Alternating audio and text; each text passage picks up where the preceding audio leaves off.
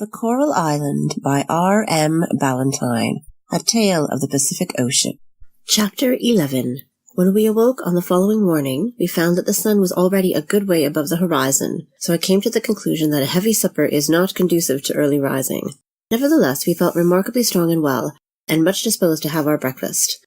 First, however, we had our customary morning bathe, which refreshed us greatly. I have often wondered very much in after years that the inhabitants of my own dear land did not make more frequent use of this most charming element, water.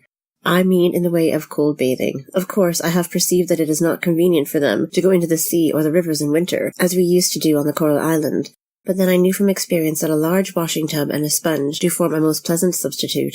The feelings of freshness, of cleanness, of vigour, and extreme hilarity that always followed my bathes in the sea, and even when in England my ablutions in the wash-tub were so delightful that I would sooner have gone without my breakfast than without my bathe in cold water.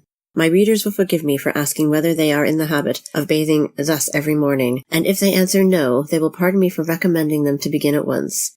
Of late years, since retiring from the stirring life of adventure, which I have led so long in foreign climes, I have heard of a system called the cold water cure. Now, I do not know much about that system, so I do not mean to uphold it, neither do I intend to run it down. Perhaps, in reference to it, I may just hint that there may be too much of a good thing. I know not. But of this I am quite certain, that there may also be too little of a good thing, and the great delight I have had in cold bathing during the course of my adventurous career inclines me to think that it is better to risk taking too much than to content oneself with too little. Such is my opinion, derived from much experience. But I put it before my readers with the utmost diffidence and with profound modesty, knowing that it may possibly jar with their feelings of confidence in their own ability to know and judge as to what is best and fittest in reference to their own affairs. But to return from this digression, for which I humbly crave forgiveness. We had not advanced on our journey much above a mile or so, and were just beginning to feel the pleasant glow that usually accompanies vigorous exercise when, on turning a point that revealed to us a new and beautiful cluster of islands, we were suddenly arrested by the appalling cry which had so alarmed us a few nights before. But this time we were by no means so much alarmed as on the previous occasion because, whereas at that time it was night, now it was day, and I have always found, though I am unable to account for it, that daylight banishes many of the fears that are apt to assail us in the dark. On hearing the sound, Peterkin hastily threw forward his spear. "Now, what can it be?" said he, looking round at Jack. "I tell you what it is. If we are to go on being pulled up in a constant state of horror and astonishment, as we have been for the last week, the sooner we're out of this island the better, notwithstanding the yams and lemonade and pork and plums." Peterkin's remark was followed by a repetition of the cry, louder than before. "It comes from one of these islands," said Jack. "It must be the ghost of a jackass, then," said Peterkin, "for I never heard anything so like." We all turned our eyes toward the cluster of islands, where, on the largest, we observed curious objects moving on the shore. "Soldiers they are, that's flat," cried Peterkin, gazing at them in the utmost amazement. And in truth, Peterkin's remark seemed to me to be correct, for at the distance from which we saw them, there appeared to be an army of soldiers. There they stood, rank and file, in lines and in squares, marching and countermarching, with blue coats and white trousers. While we were looking at them, the dreadful cry came again over the water, and Peterkin suggested that it must be a regiment sent out to massacre the natives in cold blood. At this remark, Jack laughed and said, "Why, Peterkin, they are penguins." "Penguins?" repeated Peterkin. "Aye, penguins, Peterkin, penguins, nothing more or less than big seabirds, as you shall see one of these days, when we pay them a visit in our boat, which I mean to set about building the moment we return to our bower."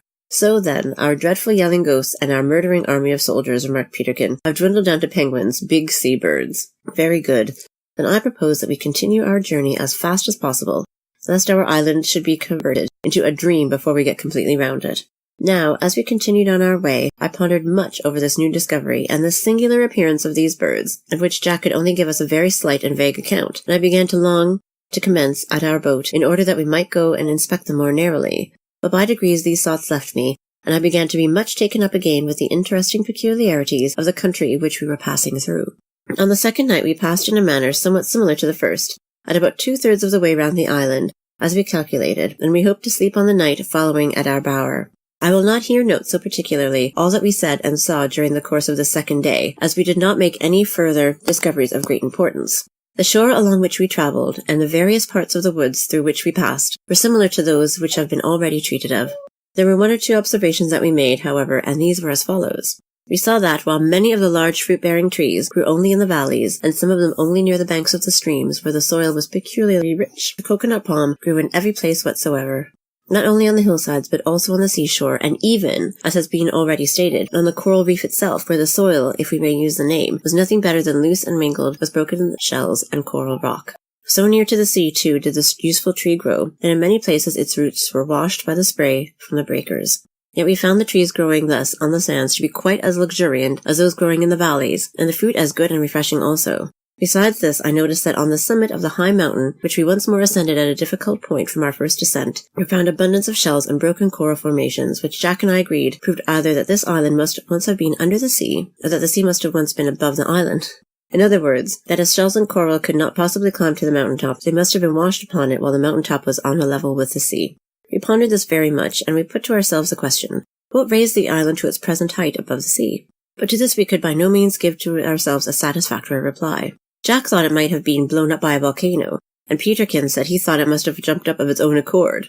We also noticed, what had escaped us before, that the solid rocks of which the island was formed were quite different from the live coral rocks on the shore, where the wonderful little insects were continually working. They seemed indeed to be of one of the same material, a substance like limestone, but while the coral rocks were quite full of minute cells in which the insects lived, the other rocks inland were hard and solid, without the appearance of cells at all. Our thoughts and conversations on this subject were sometimes so profound that Peterkin said we should certainly get drowned in them at last, even although we were such good divers. Nevertheless, we did not allow this pleasantry on this and similar points to deter us from making our notes and observations as we went along. We found several more droves of hogs in the woods, but abstained from killing any of them, having more than sufficient for our present necessities. We also saw many of their footprints in this neighborhood. Among these, we also observed the footprints of a smaller animal, which we examined with much care, but could form no certain opinion as to them. Peterkin thought they were those of a little dog, but Jack and I thought differently. We became very curious on this matter, the more so that we observed these footprints to lie scattered about in one locality, as if the animal which had made them was wandering round and about in a very irregular manner, and without any object in view. Early in the forenoon of our third day, we observed these footprints to be much more numerous than ever, and in one particular spot they diverged off into the woods in a regular beaten track, which was, however, so closely beset with bushes that we pushed through it with difficulty. We had now become so anxious to find out what animal this was, and where it went to, that we determined to follow the track, and, if possible, clear up the mystery. Peterkin said in a bantering tone that he was sure it would be cleared up, as usual, in some frightfully simple way, and proved to be no mystery at all. The beaten track seemed much too large to have been formed by the animal itself, and we concluded that some larger animal had made it, and that the smaller one had made use of it, but everywhere the creeping plants and tangled bushes crossed our path, so that we forced our way along with some difficulty. Suddenly, as we came upon an open space, we heard a faint cry and observed a black animal standing in the track before us. "A wild cat!" cried Jack, fitting an arrow to his bow, and discharging it so hastily that he missed the animal and hit the earth about a foot to one side of it. To our surprise, the wild cat did not fly, but walked slowly towards the arrow and snuffed at it. "That's the most comical wild cat I ever saw," cried Jack. "It's a tame wild cat, I think," said Peterkin, levelling his spear to make a charge. "Stop," I cried, laying my hand on its shoulder. "I do believe the poor beast is blind. See, it strikes against the branches as it walks along. It must be a very old one." And I hastened towards it. "Only think," said Peterkin with a suppressed laugh, "of a superannuated wild cat." Now we found that the poor cat was not only blind, or nearly so, but extremely deaf, as it did not hear our footsteps until we were close behind it. Then it sprang round, and putting up its back and tail, while the black fur stood on all end, uttered a hoarse mew and a fluff. "Poor thing," said Peterkin, gently extending his hand, and endeavouring to pat the cat's head. "Poor pussy, chee-chee-chee, puss-puss-puss, cheety-pussy." No sooner did the cat hear these sounds than all signs of anger fled, and advancing eagerly to Peterkin, it allowed itself to be stroked and rubbed against his legs, purring loudly all the time, and showing every symptom of the most extreme delight. "It's no more a wild cat than I am," cried Peterkin, taking it in his arms. "It's quite tame. Poor puss, cheety-puss." We now crowded round Peterkin, and were not a little surprised, and, to say truth, a good deal affected, by the sight of the poor animal's excessive joy. It rubbed its head against Peterkin's cheek, licked his chin, and thrust its head almost violently into his neck, while it purred more loudly than I ever heard a cat purr before. It appeared to be so much overpowered by its feelings that it occasionally mewed and purred almost in the same breath. Some demonstrations of joy and affection led us once to conclude that this poor cat must have been known to man before, and we conjectured that it must have been left either accidentally or by design on the island many years ago, and was now evincing his extreme joy at meeting once more with human beings. While we were fondling the cat and talking about it, Jack glanced round the open space in the midst of which we stood. "Hello," exclaimed he. "This looks something like a clearing. The axe has been at work here. Just look at those tree stumps." We now turned to examine these, and without doubt we found trees that had been cut down here and there, also stumps and broken branches, all of which, however, were completely covered with moss, and bore evidence of having been in this condition for some years. No human footprints were to be seen either on the track or the bushes, but those of the cat were found everywhere.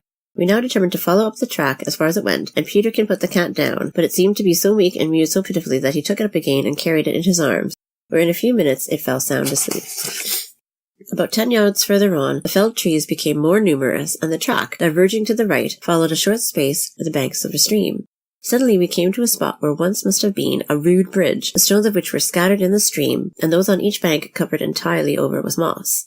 In silent surprise and expectancy we continued to advance, and, a few yards further on, beheld under the shelter of some breadfruit trees a small hut or cottage. I cannot hope to convey to my readers a very correct idea of the feelings that affected us on witnessing this unexpected sight. We stood for a long time in silent wonder, for there was a deep and most melancholy stillness about the place that quite overpowered us, and when we did at length speak it was with subdued whispers, as if we were surrounded by some awful or supernatural influence. Even Peterkin's voice, usually so quick and lively on all occasions, was hushed now, for there was a dreariness about this silent, lonely, uninhabited cottage, so strange in its appearance, so far away from the unusual dwellings of man, so old, decayed, and deserted in its aspect, that fell upon our spirits like a thick cloud, and blotted out as with a pall the cheerful sunshine that had filled us since the commencement of our tour around the island. The hut or cottage was rude and simple in its construction. It was not more than 12 feet long by 10 feet broad, and about 7 or 8 feet high. It had one window, or rather a small frame in which a window might once have been, but which was now empty. The door was exceedingly low and formed of rough boards, and the roof was covered with broad coconut and plantain leaves, but every part of it was in a state of the utmost decay.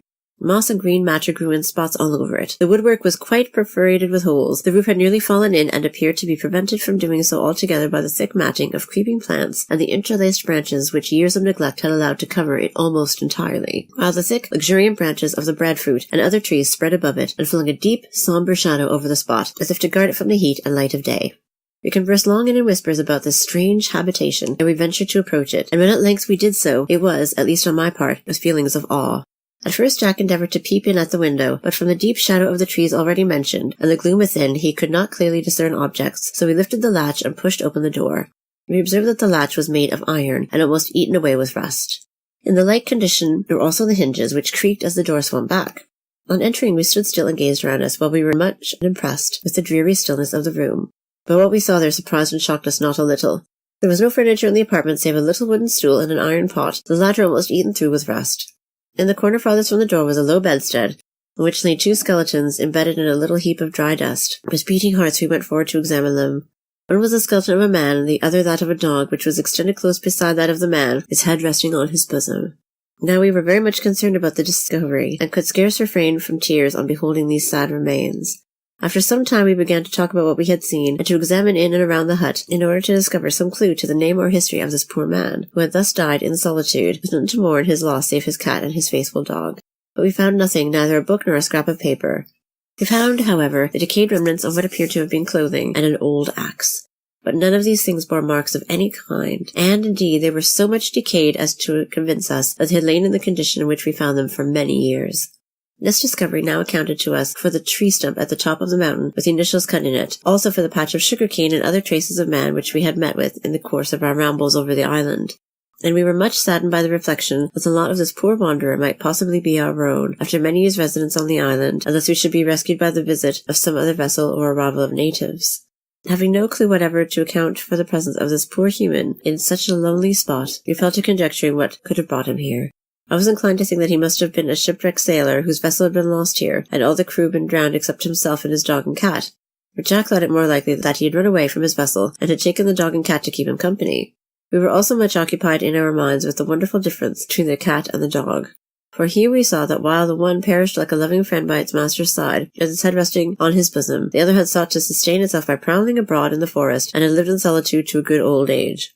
However, we did not conclude from this that the cat was destitute of affection, for we could not forget its emotions on first meeting with us, but we saw from this that the dog had a great deal more generous love in its nature than the cat, because it not only found it impossible to live after the death of its master, but it must needs, when it came to die, crawl to his side and rest its head upon his lifeless breast. While we were thinking on these things, and examining into everything about the room, we were attracted by an exclamation from Peterkin. "I say, Jack," said he, "here's something that will be of use to us." "What is it?" said Jack, hastening across the room. "An old pistol," replied Peterkin, holding up the weapon which he had just pulled from under a heap of broken wood and rubbish that lay in a corner. "That, indeed, might have been useful," said Jack, examining it, "if we had any powder, but I suspect the bow and the sling will prove more serviceable." "True, I forgot about that," said Peterkin, "but we may as well take it with us, for the flint will serve to strike the fire when the sun does not shine." After having spent more than an hour at this place without discovering anything of further interest, Peterkin took up the old cat, which had lain very contentedly asleep on the stool when he had placed it, and we prepared to take our departure. In leaving the hut, Jack stumbled heavily against the doorpost, which was so much decayed as to break across, and the whole fabric of the hut seemed ready to tumble about our ears. This put into our heads that we might as well pull it down, so to form a mound over the skeleton. Jack, therefore, with his axe, cut down the other outpost, which, when it was done, brought the whole hut in ruins to the ground, and thus formed a grave to the bones of the poor recluse and his dog. Then we left the spot, having brought away the iron pot, the pistol, and the old axe, as they might be of much use to us hereafter. During the rest of this day we pursued our journey, and examined the other end of the large valley, which we found to be so much alike to the parts already described that I shall not recount the particulars of what we saw in this place. I may, however, remark that we did not quite recover our former cheerful spirits until we arrived at our bower, which we did late in the evening, and found everything just in the same condition as we had left it 3 days before.